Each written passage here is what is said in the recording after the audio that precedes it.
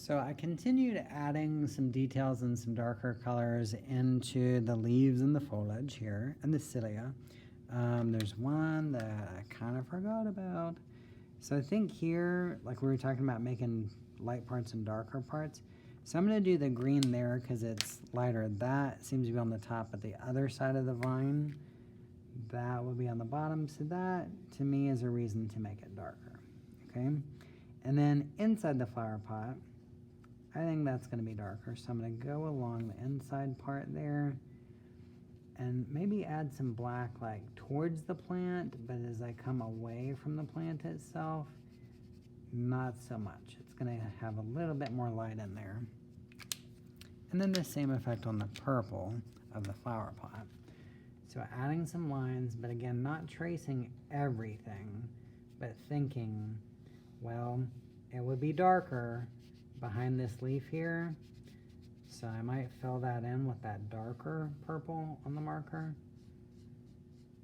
But as I come away, it gets a little bit lighter over there.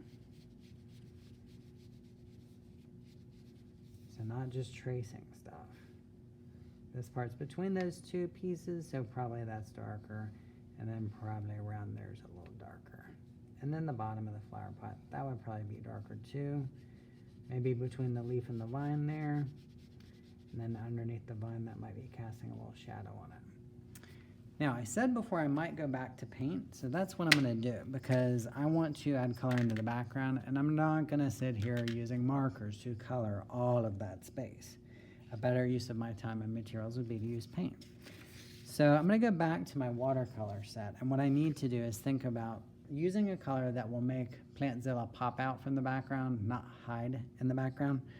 So the green and the purple are cool colors. Probably using a warm color would make sense. So I'm going to use orange paint. And what I'm going to do, that looks like there might be a little green in my brush, so I'm going to tap it out again, run it over the edge of the bucket, get that paint off of there, add some water to it.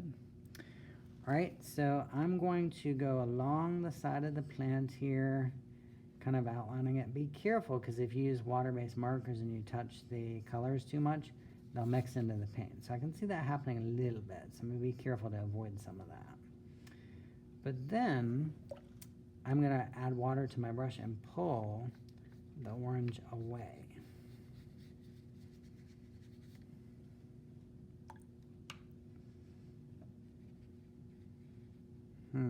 I can see that mixing with that, and I'm not liking it so much. So I think what I might do is come from the side here and pull towards the plant, and I see that's giving me a lot more control. So let's do it that way and not the way I started out.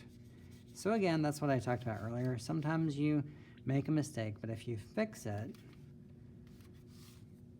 then it's not really a mistake anymore.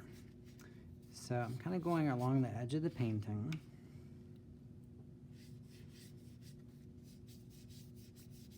And then I'm going to add water to my brush, and I'm going to paint towards Plantzilla, but not all the way. I'm going to let it fade to white, so I kind of leave the area around it.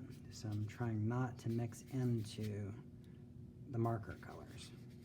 I always forget those markers are water-based, so they kind of act like paint when you start touching them with water. So I'm going to finish my version of Plantzilla. You guys are going to finish yours. All right, I look forward to seeing what you guys send me.